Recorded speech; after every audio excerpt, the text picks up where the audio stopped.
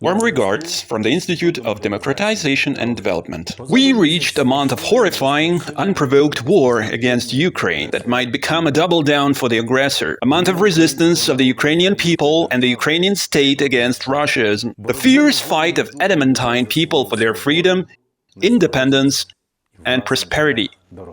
Owing to the Ukrainians' indestructible spirit, the enemy feels feeble and worn out.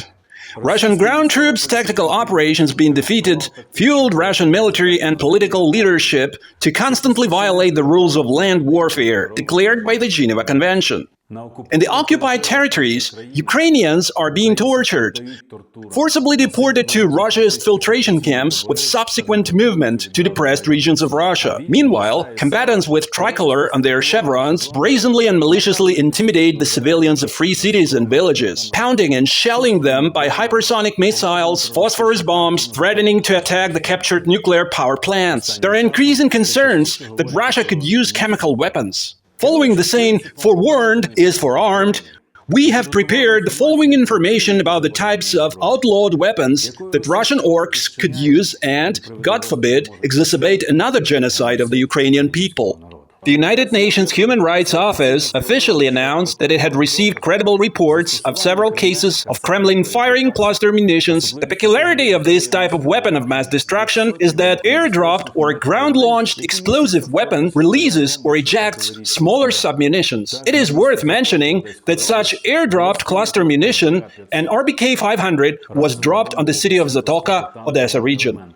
Russian troops shelled the city of Pokrovsk in the Donetsk region and Kherson in the Black Sea region with cluster rockets.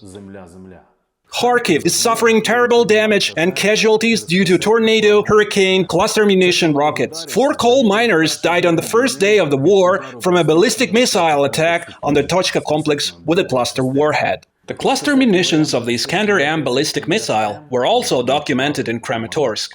Citing the Dublin Convention, Human Rights Watch has repeatedly called on Russia to stop using banned anti-personnel mines.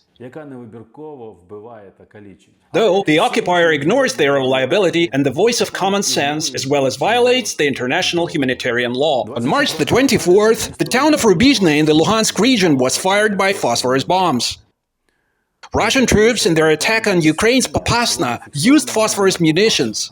Такою зброєю цивільне населення атакували нацисти під час Другої світової. White phosphorus munitions were banned during the First World War, and the whole civilized world effectively prohibits the use of white phosphorus munitions if they pose a threat to civilians. But it is a civilized world. Not so long ago, Syria was attacked with white phosphorus bombs, and now they are showing their insignificant nature by dropping these bombs on the civilian population of Ukraine. Such weapons can cause grave, extreme injuries or lead to a slow, excruciatingly painful death. White phosphorus ignites and burns until it burns out or the access of oxygen stops. Our heroic armed forces will withstand, destroying the Russia's armored combat vehicles and liquidating all henchmen.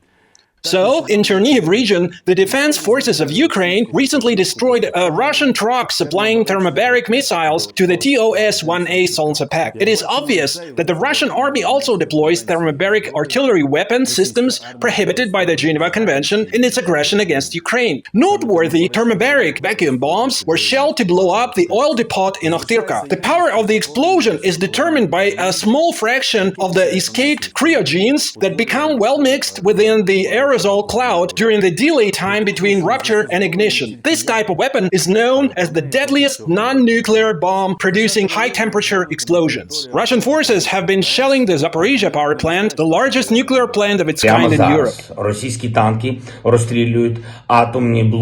It is desirable that the International Atomic Energy Agency, IAEA, should take over the actions of the uncontrolled Russian horde. IAEA will be here to support and to say whenever there is a problem. Я хочу сказать, что мы будем здесь и будем все время на связи с вами для того, чтобы ничего, что может произойти на данной площадке, не осталось незамеченным и не осталось проблемой, нерешенной проблемой. Let's bear in mind, as far as our spirit is unbreakable, we are invincible. Glory to Ukraine.